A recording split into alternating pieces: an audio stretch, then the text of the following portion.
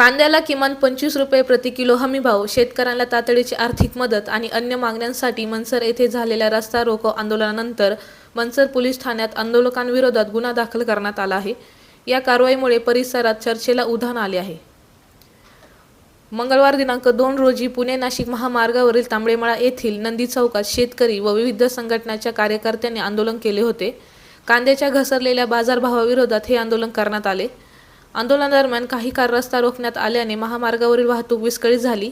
दोन्ही बाजूला वाहनांच्या लांबच लांब रांगा लागल्या असून नागरिक, प्रवासी तसेच आपत्कालीन सेवांनाही याचा फटका बसल्याचा उल्लेख पोलिसांच्या फिर्यादीत करण्यात आला आहे.